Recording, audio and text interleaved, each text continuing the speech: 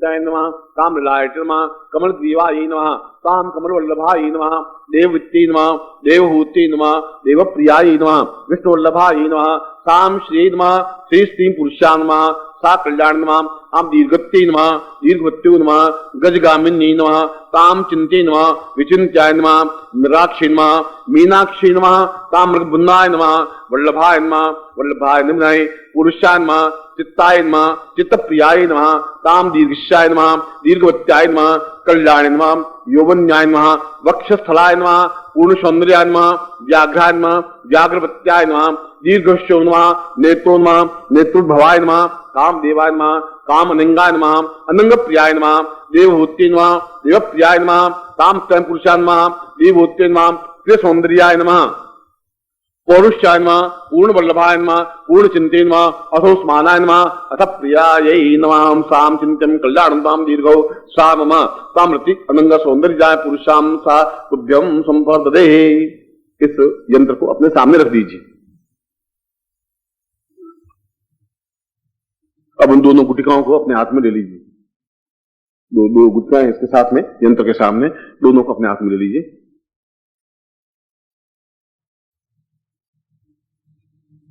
गुटिकाएं हैं तुम्हारे पास में। अब मैं मंत्र बोलूंगा और जहां जहां मैं हाथ लगाऊं वहां आप गुटिकाओं को लगाते हुए इस भाव से करेंगे जैसे आप शरीर को सजा रहे हैं। बाएं हाथ से तो आप शीशा देखेंगे, बाएं हाथ को दर्पण बनाना है, और दाहिने हाथ से आप श्रृंगार करेंगे। स्त्रियां भी उसी मोहन भाव से श्रृंगार करें जैसे श्रृंगार करती हैं, पुरुष भी उसी प्रकार श्रृंगार करें जैसे श्रृंगार करते हैं। मैं मंत्र बोलता रहूंगा और आप उसी भावना, आपकी भावना व चिंतन होना चाहिए। बिंदी लगानी है तो फिर बिंदी तरीके से लगानी चाहिए, और बिल्कुल दोनों भावों के बीच में तरीके से लगाइए। ऐसे नहीं टेढ़ी मेढ़ी लगा दे, देखने में अच्छी नहीं लगे, ऐसा मत करना। क्योंकि जहां बिंदी लगा दोगे हमेशा वही रह जाएगी, जिम्मेवार मैं नहीं हूं। मगर चिंतन आपका यह करना है कि आप शीशे में देख रहे हैं और सौंदर्य करें, पुरुष भी और नारी। सौंदर्य तो दोनों का है, पुरुष सौंदर्य भी अपने आप में सौंदर्य है और नारी सौंदर्य भी अपने आप में। जहां मैं बालों को हाथ लगाऊं तो जैसे आप बेणी कर रही हैं या बाल सजा रहे हैं, या बाल नहीं हो तो सोच लीजिए कि ये तो चिंतन की बात है कि ऐसे मेरे बाल हों, ऐसी मेरी भौहें हों, ऐसा चिंतन आपको करते रहना है। भैया खड़ा हो, तेरी मैं पूरी सौंदर्य तुझे बनाता हूं, तुम इधर आके खड़ा हो। हाँ, तुझे दोनों के बीच बनाऊंगा मैं। प्रयोग कर रहा है ना, बैठ लौट। अच्छा है, बहुत मुझे अच्छा लग रहा है। क्या नाम तेरा? बहुत सुंदर, आशीर्वाद में। कहीं से हो? शेर है।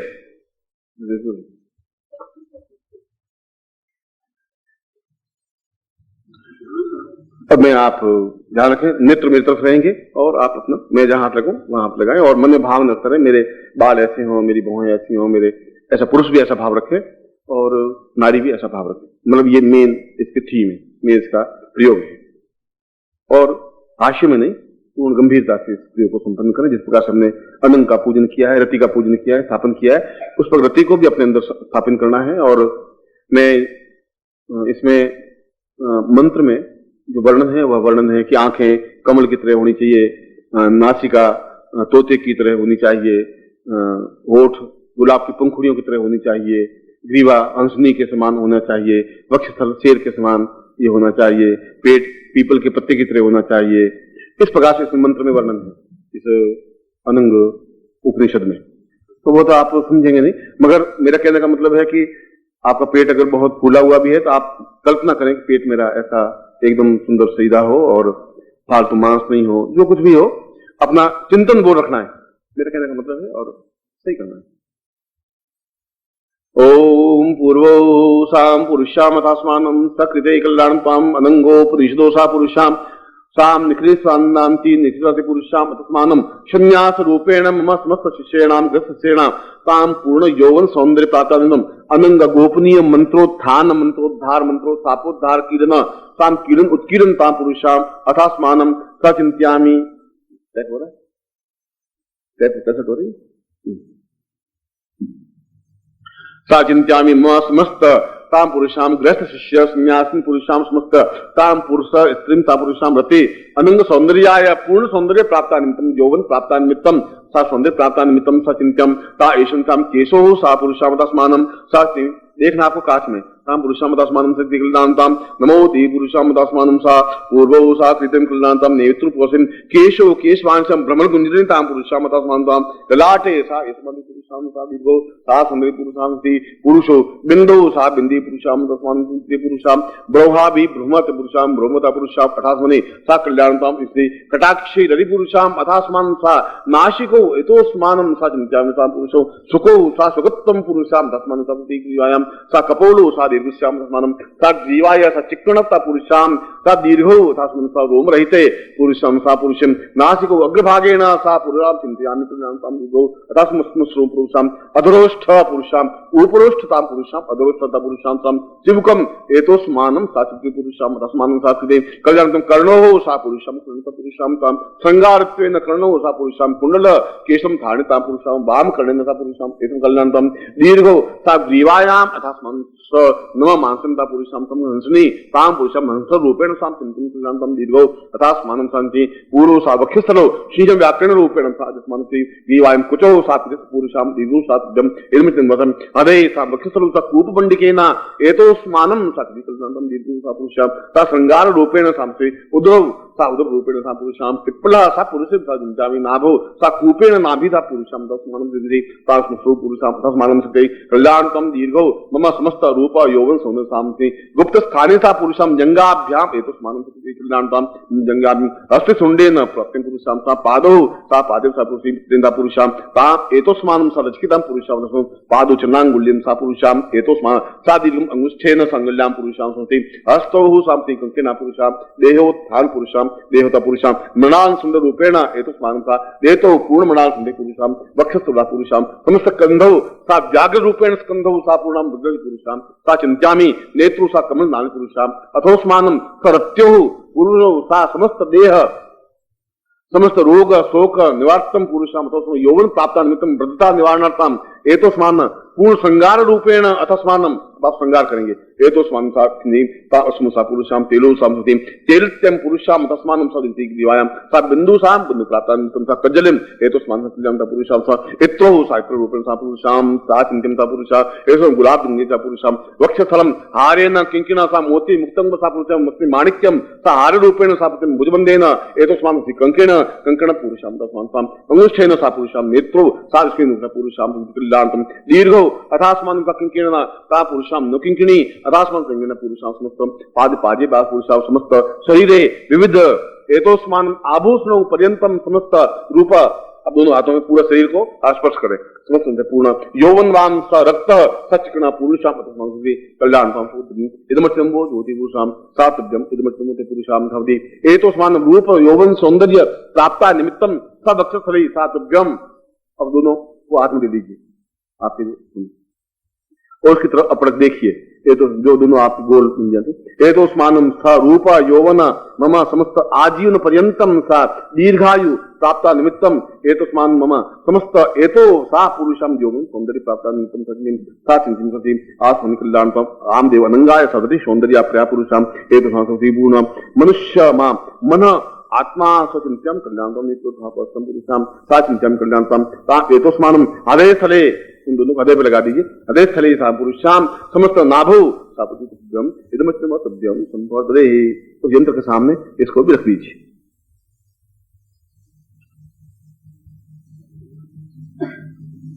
अब आप आंख बंद करके मन में एक बात ध्यान करेंगे, बोलना कुछ नहीं है कि आप सौंदर्यवान बन रहे हैं और सौंदर्य आपके मानस में सौंदर्य की जो भी परिभाषा हो वैसा सौंदर्यवान बने, ऐसा आपका मेरे आंखें नाक ऐसा बन रहा है, ऐसा हो रहा है, ऐसा एक बात कल्पनात्मक रूप से अपने आप को सौंदर्य श्रृंगार करें, इसमें ऐसा परिभाषा है। काम पुरुषाम आंख बंद कर लीजिए और पूर्ण रूप से लगा करके नीचे तक पूर्ण सौंदर्य का एक चिंतन करें।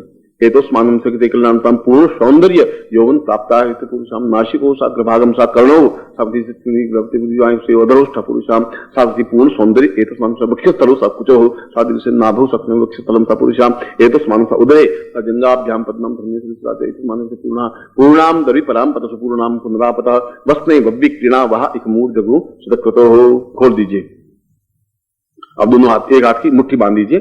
यौवन प्राप्ता निमित्तम एतस्मान् सा पूर्ण यौवनो सा एतस्मान् सा वक्षस्थला पूर्वे इंद्रवेदिचर इंद्र यौवन प्राप्ता निमित्तम इंद्रिशा पूर्व इंद्रायम इंद्र संसर्जना भो इंद्र दिशम रक्षा बलिवक्ष यजमानिशाम मम शांति कताम पुरुषाम मम अमुक गोत्रोत्पन्नो हम अपना गोत्र बोलिए, अमुक सर्वा हम नाम बोलिए। पूर्ण यौवन प्राप्ता निमित्तम सा चिंतन पूर्वा सा सुंदर पासी बाई मुट्ठी बांध दीजिए। ओम पूर्व रूपम सा रूप प्राप्ता निमित्तम पूर्व एतस्मानं शक्ति कल्याणताम पूर्व सा चिंताम एतस्मानं शक्ति कल्याणताम काम देवाय नंगाय सरस्वती भगवान शिवाय एतस्मानं सा रूप यौवन सा पार्वती अंबे जगदम्बां पुरुषाम कल्याणताम दीर्घ गौरी सा पद्माश्री मेधम सावित्री विजया जया देवसेनाय सुधाय स्वाहे मातृभ्यो लोकमातृभ्यो दृष्टि पुष्टि तुष्टि शांति कुलदिताम पुरुषाम समस्त ब्रह्मांड रूपेण अहम प्राप्तयामि संपूर्ण यौवन सौंदर्य प्राप्त सत्यम संपदे यदमर्थिनो ज्योति पुरुषाम सा पूर्ण आभ्यंतरीय बाह्य रूपेण समस्त सौंदर्य रूप यौवन प्राप्त सत्यम संपदे। अब इसमें इस पेज पर मंत्र है, मैं आपसे एक बार बुला देता हूं, फिर आप नोट कर लेना। आपको तो केवल अभी उच्चारण करना है गुरुमुख से, इसमें ओम प्रणव नहीं है। बोलिए ह्रीम क्लीम ऐं ब्लूम श्रीम ह्रीम क्लीम ऐं ब्लूम श्रीम ह्रीम क्लीम ऐं ब्लूम श्रीम तत्रादु पुरुषाम स्फटिक मालिक के ना। इस स्फटिक माला से आप इसका मंत्र जाप नित्य एक माला करना जरूरी है। ऐसा नित्य आप करें ही, और कम से कम 90 दिन तक तो करें, 90 डेज, और आगे भी करते रहें तो अच्छा है। बाकी आपको 90 दिन तक प्रयोग करना चाहिए रोज। गुरु प्रार्थयेत, पूजन प्रयोग के बाद गुरु प्रार्थना। गुरु ब्रह्मा गुरु विष्णु गुरुदेवो महेश्वर गुरु साक्षात पर ब्रह्म तस्मै श्री गुरु चरण कमलेभ्यो नमः। ध्यान मूलं गुरु मूर्तिर पूजा मूलं गुरु पदम मंत्र मूलं गुरु वाक्यम मोक्ष मूलं गुरु कृपा मूकं करोति वाचालं पंगु उल्लंघयते गिरिं यत् कृपात् मुमन्दे परमानंद माधवम। गुरु मंत्रम दद्यास पुरुषाम अतस्मानं ताम गुरुं प्रार्थयेत। त्वमेव माता च पिता त्वमेव त्वमेव बन्धु त्वमेव विद्या द्रविणं त्वमेव त्वमेव सर्वम्। अरे त्वमेव माता च पिता त्वमेव त्वमेव बन्धु सखा त्वमेव त्वमेव विद्या द्रविणं त्वमेव त्वमेव माता च पिता त्वमेव त्वमेव बन्धुश्च सखा त्वमेव त्वमेव विद्या द्रविणं त्वमेव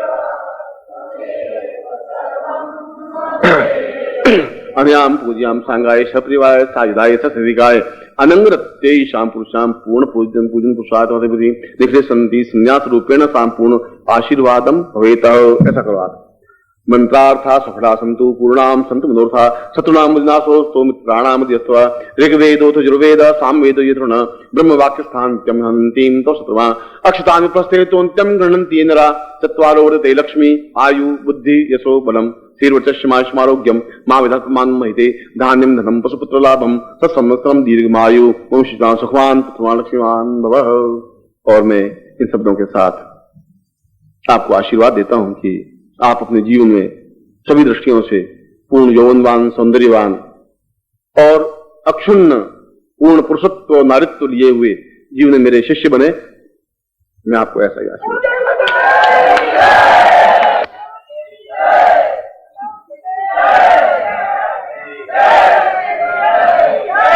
ये प्रयोग अपने आप में एक अद्वितीय प्रयोग है, और जैसा कि मैंने बताया कि पिछले 10, 12, 15 वर्षों में भी कभी गृह शिष्यों को नहीं करवाया है। ये अपने आप में बहुत महत्वपूर्ण प्रयोग है, और आप स्वयं इसका प्रभाव अनुभव करेंगे। इस यंत्र को अपने घर में रख देना है, और दोनों गुटिकाओं को भी यंत्र के सामने ही रख देना है और आज के दिन, अगले साल आज के दिन वापस इसको जल में प्रक्षालित कर देना है पूर्ण 1 साल के बाद। एक बात तो ये। दूसरा, कल मैं तुम्हें एक गोपनीय और अद्भुत प्रयोग के बारे में समझाऊंगा। उसके लिए सुबह आप स्नान करके और 9, साढ़े 9 बजे या 10 बजे तक मैं आऊंगा ही, और सुबह आप उस महत्वपूर्ण प्रयोग को संपन्न करने के लिए ये जरूरी है कि आप स्नान करके दुपट्टा ओढ़ करके, और या तो आपके पास रुद्राक्ष की माला हो या स्फटिक माला हो, पहन करके और निखिलेश्वर स्तवन आप पूरा एक पाठ करेंगे। सबके पास में किताब होगी और मैं उसमें से उन मंत्रों को, उसमें से मंत्र हैं, स्तवन तो है, आपको समझ नहीं आएगा मंत्र कहां से कैसे है, वह बड़ा उपयोगी रहेगा। इसका एक उत्तरार्ध भाग है, ये प्रथम भाग है, वह उत्तरार्ध भाग है। उस उत्तरार्ध भाग को मैं आपको समझाऊंगा कि उसमें छुपा हुआ किस प्रकार से मंत्रों के रहस्य हैं। उन पुस्तक को आप पढ़ें और पूरा एक पाठ, जैसे आज पाठ कर रहे हैं, हाँ, तो उसको आप, प्रत्येक के पास में पुस्तक हो, वह माला हो, और उस पाठ को आप संपन्न करें। जब मैं आऊं तब तक आप 1 या 5 पाठ संपन्न कर लें। फिर मैं उस प्रयोग को, अगला प्रयोग इसका उत्तरार्ध है, वह स्थायित्व प्रयोग है। वह स्थायित्व प्रयोग जिससे कि भविष्य में जीवन में इसमें किसी प्रकार शिथिलता वृद्धता आवे ही नहीं, तो स्थायित्व को संपन्न करने के बाद में मैं आगे का क्रिया समझाऊंगा। आप पुस्तक अभी आप प्राप्त कर लें, माला भी आप प्राप्त कर लें। सुबह आपको समय मिलेगा नहीं, और सुबह मैं जल्दी आऊंगा यथासंभव, इसलिए मैं 7 बजे भी आ सकता हूं, 8 बजे भी आ सकता हूं, आपको पूछूंगा नहीं। आप 7 बजे अपने स्थान पर बैठ करके और पूरा ये मंत्र जाप, एक माला कर देनी है जो मैंने दी है, और उसका पूरा 1 पाठ या 5 पाठ आपको कर लेना है। माला आपकी पहनी हुई होनी चाहिए, मेरा आज्ञा है, ये आपको करना है। मैं आपको फिर एक बार आशीर्वाद देता हूं। प्रवचन प्रारंभ करने से पहले 1-2 बातें। एक तो यहां पर फूलों की बड़ी अच्छी सज्जा कल भी मैंने देखी थी, बड़ी अच्छी बनाई थी। आज भी मैं देख रहा हूं बड़े फूलों से सजावट की गई है। किसी लड़की ने की होगी। कौन है लड़की मुझे? मैं इसको आशीर्वाद देता हूं कि इसने बहुत सुंदर फूलों की सजावट की है।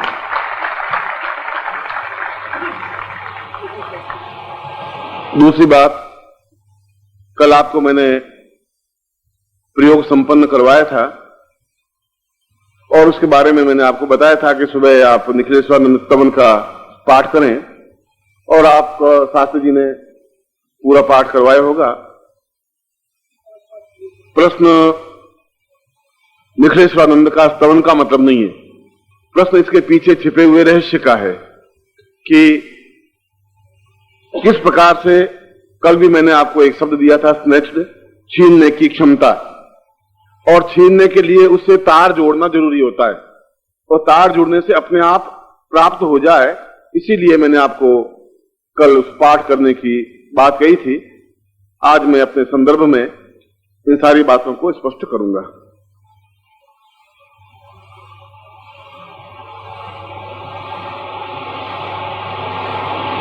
दीर्घोवताम्यं परिपूर्ण रूपम शत्रून् परां पीड्यतिमेव नित्यं न रूपो न दैन्यं न ज्ञानं न चिन्त्यं न आयुर्वतैवै परिपीडयन्ति।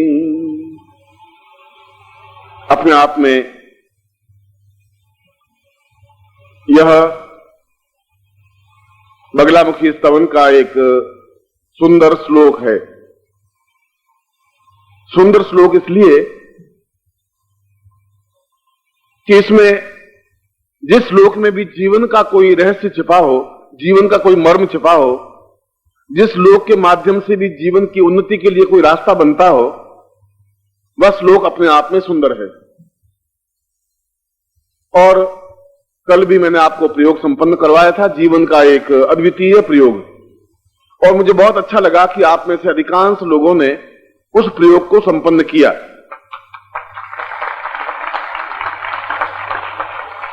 कुछ विशेष कारणों से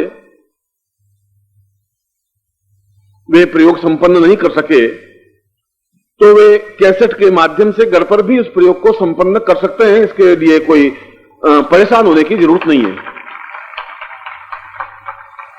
यहां पर मैं शरीर आपके सामने बैठा हूं, वहां आवाज के माध्यम से आपके सामने बैठा होऊंगा, चित्र आपके सामने, आपके मन में आप झांकेंगे, तो मैं आपको हृदय में बैठा हुआ दिखाई दूंगा ही, मंत्र जाप करता हुआ।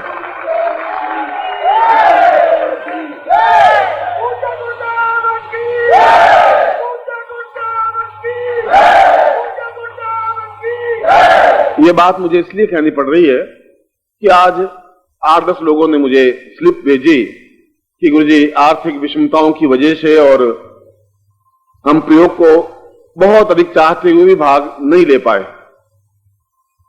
मैं जानता हूं उनकी समस्या, उनकी मजबूरी चाहता हूं, और यह भी जानता हूं कि बड़ी कसमसाहट रही होगी उनके जीवन में यदि इस प्रकार का प्रयोग संपन्न नहीं कर पा रहे हो जो यहां प्रयोग संपन्न करवाते हैं। मगर उस प्रकार की आर्थिक विपन्नता को, विषमता को हम दीक्षा के माध्यम से भी संभव कर सकते हैं। और आज नहीं कर सके तो कल कर सकते हैं, कल नहीं कर सके तो दीपावली पर कर सकते हैं, दीपावली पर नहीं करें तो जब भी गुरुजी आए तब कर सकते हैं।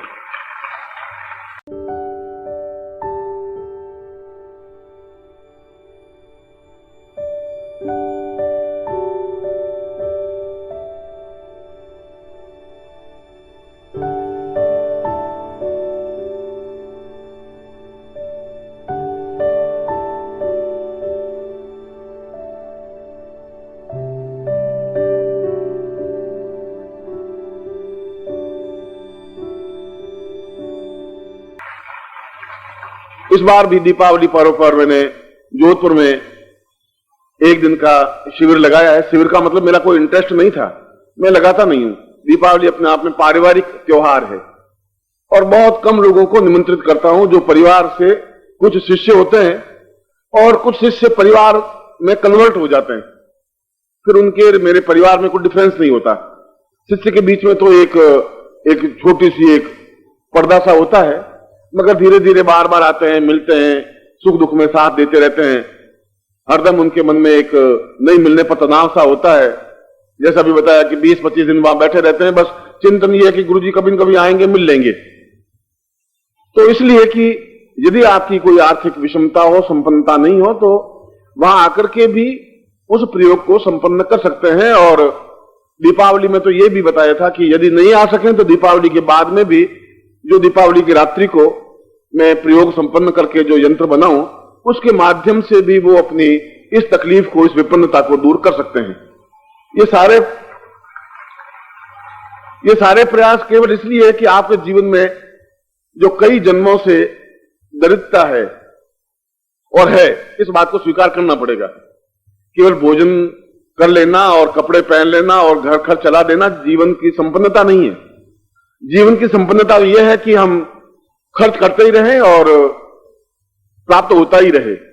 और इस प्रकार के लिए तो बार बार गुरु के पास जाना ही पड़ेगा, उनसे आवाज के माध्यम से, चित्र के माध्यम से, शब्दों के माध्यम से, व्यक्तिगत रूप से संपर्क कायम करना ही पड़ेगा। बिना प्रयत्न किए सफलताएं नहीं मिल पाती। हिमालय पर चढ़ने के लिए बार बार चढ़ना ही पड़ेगा। हो सकता है पांव बर्फ में गल जाए, हो सकता है उंगलियां जलने लग जाएं, हो सकता है खाई में गिर जाएं, ये सब संभावनाएं हैं। मगर फिर भी जो पूरे संसार में अपने आप को सिद्ध करना चाहते हैं वो छोटी छोटी पहाड़ी पर नहीं चढ़ते, वो सीधे हिमालय पे चढ़ते हैं। और हिमालय में चढ़ने में तकलीफ आती है, परेशानी आती है, और हमारी दरिद्रता को मिटाना भाई वैसा ही है जैसे हिमालय को पार करना है। आप जब भी चाहें इस प्रकार के प्रयोग में भाग ले सकते हैं। और आगे भी कोई प्रयोग, वो तो मैं पहले से कुछ प्लान कर भी नहीं पाता हूं कि मैं इस विषय पर बोलूंगा और ऐसा बोलूंगा। जैसा शिष्यों का मनोभाव देखता हूं कि शिष्य बहुत ज्यादा प्रसन्नता के साथ जुड़े हैं, तो मैं कुछ रहस्य के कुछ तथ्य उनके सामने स्पष्ट कर लेता हूं। और आपके मुरझाए हुए चेहरे होते, नहीं बोल पाते, तो मैं सामान्य रूप से जगदम्बा के बारे में बता करके चला जाता। फिर भी कल का प्रयोग मेरी दृष्टि से भी बहुत महत्वपूर्ण है, क्योंकि चाहे कोई भी हो, आप में से साधिका हो या साधक हो या मेरा शिष्य हो या मेरी शिष्या हो, चाहे बालक हो चाहे बालिका हो, आप सब मेरे पुत्र और पुत्रियां ही हैं, चाहे आप कुछ भी हो। और परिवार के चेहरे पर प्रसन्नता होती है तो उसके घर के संरक्षक के चेहरे पर भी प्रसन्नता आती है। हम तो चाहते ही नहीं कि कोई मेरी बहू या मेरी बेटी पर कोई आंख में उसका आंसू ढलके, ऐसा मैं नहीं चाहता हूं, ऐसा संभव ही नहीं होता है। फिर भी आपकी तरफ से लिमिटेशंस हैं, क्षमताएं हैं, एक जो कुछ पास में नहीं आने के लिए जो बाधाएं हैं, मैं उन बाधाओं को दूर करने के लिए ही प्रयत्नशील बना रहता हूं। और मैंने उस ऋषि स्तवन के पाठ के लिए ये कहा था कि मैं कर रहे हैं, उस समय जो साधक या जो ऋषि वहां मंत्र जाप कर रहे होते हैं या साधना कर रहे होते हैं, उनकी तपस्या का अंत सीधा आपको प्राप्त होता ही है, उससे भी आपके पाप कटेंगे। आप शायद निखिलेश्वरानंद को शायद नहीं जान पाएंगे और इस जीवन में संभव भी नहीं, आपके जीवन में संभव नहीं है फिलहाल, शायद 2-3 जीवन में भी संभव नहीं हो पाएगा। कभी आप सिद्धाश्रम जाएं और वहां के वातावरण को, वहां के सन्यासियों को, वहां के योगियों को देखें तो इस नाम के बारे में वहां आपको एहसास होगा, वहां मालूम पड़ेगा कि ये नाम अपने आप में वहां कितना महत्वपूर्ण है और क्या उनके लिए वे अपने आप को समर्पित करने के लिए तैयार रहते हैं। फिर भी हमारा तो उद्देश्य है कि मैं आपको जोड़ता चलूं उसके साथ भी, जिससे कि उनकी तरफ से भी आपको सब कुछ साफ होता रहे। और मुझे विश्वास है कि रात्रि आपकी बहुत आराम से बीती होगी, अच्छे स्वप्न आए होंगे और आगे भी आपको सुखद दृश्य प्राप्त हो, आपका शरीर स्वस्थ हो, ऐसा बने आपको देख देख लगे कि शीशे में जब आप देखें तो शीशा खुद तड़क जाए, टूट जाए, इतना तेज चेहरा होना चाहिए आपका चेहरे पर। आपने शीशा देखा, शीशा ज्यों का त्यों बना रहा तो चेहरे पर तेज हुआ ही क्या? तेज का मतलब है इतना तेज कि शीशा एक बार डगमगा जाए, कुछ हुआ है, कुछ देखने लगा व्यक्ति खड़ा है। ऐसा ही आपका सौंदर्य हो। मैं तो आपको हर क्षण ऐसा ही आशीर्वाद देना चाहता हूं इसी मुस्कुराहट के साथ में। मगर इस श्लोक में कुछ और तथ्य भी हैं। यह जो मैंने आज बगलामुखी का नाम तो गलत है, बगलामुखी शब्द है ही नहीं, मूलतः शब्द है वल्गामुखी। वल्ग माने लगाम, और लगाम का मतलब है कि यदि हमारे हाथ में लगाम नहीं है अपने जीवन की, तो हम जीवन को नहीं संचालित कर सकते। और आपके हाथ में आपकी लगाम है ही नहीं, इसलिए नहीं है कि आपकी लगाम या तो किसी अधिकारी के हाथ में है जो आपको ट्रांसफर करता रहता है, या किसी बिजनेसमैन के हाथ में है जिसके यहां नौकरी कर रहे हैं, या घर के किसी मालकिन के हाथ में है। आपकी लगाम आपके हाथ में नहीं है। और जिसके हाथ में लगाम होती है वह जीवन को संचालित कर सकता है। औरंगजेब को जब यहां राजा बना सन 1600 के आसपास, तो औरंगजेब घोड़े पर चढ़ करके घूमने के बाद वापस आया। उसने कहा कि इतना बड़े हाथी को देखा तो उसने कहा कि ये इतना डील डोल वाला क्या चीज है? उसने कहा हाथी है और ये सवारी के काम आता है। और उसने सीढ़ी लगाई, सीढ़ी लगा करके औरंगजेब को उसके ऊपर बिठाया। बिठाने के बाद औरंगजेब ने कहा मुझे लगाम दीजिए, मैं कुछ चलाऊंगा, जैसे घोड़े को चलाया।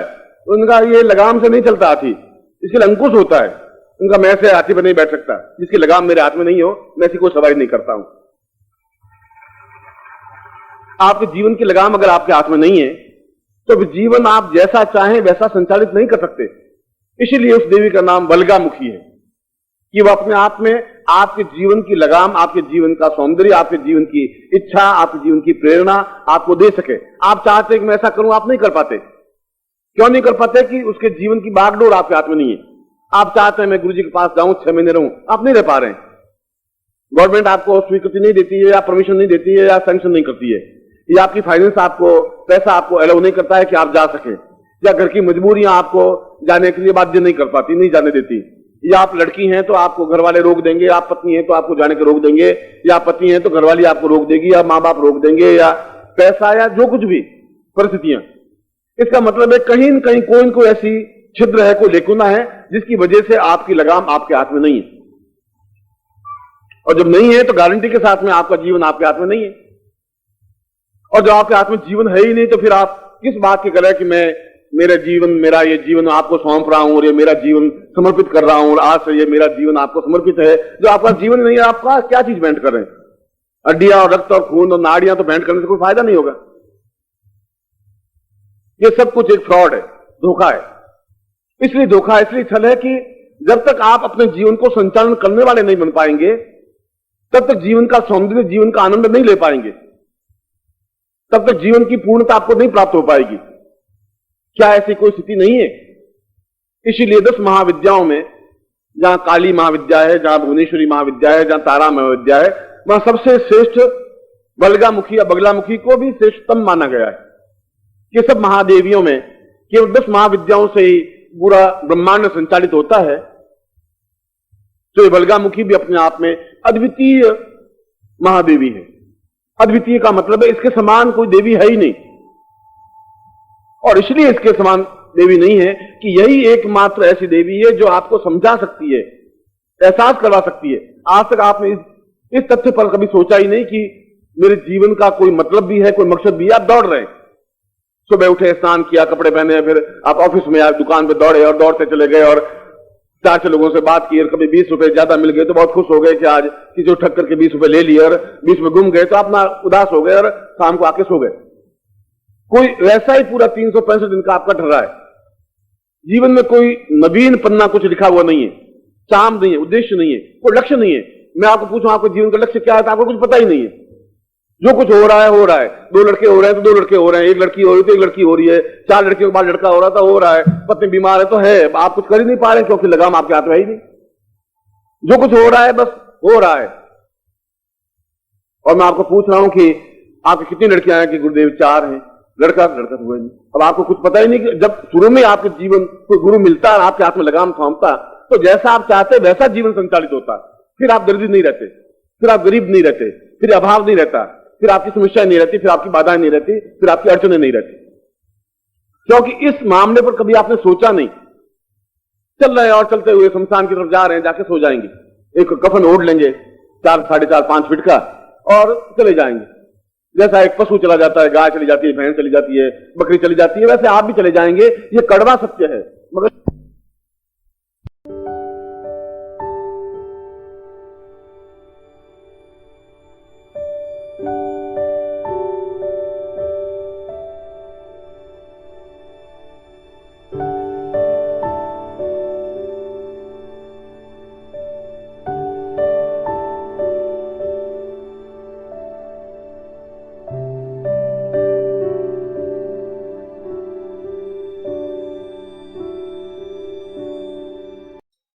ओम परम तत्वाय नारायणाय गुरुभ्यो नमः। ओम ह्रीं मम प्राण देह रोम प्रतिरोम चैतन्य जाग्रय ह्रीं ओम नमः। ओम भूर्भुवः स्वः तत्सवितुर्वरेण्यं भर्गो देवस्य धीमहि धियो यो नः प्रचोदयात्।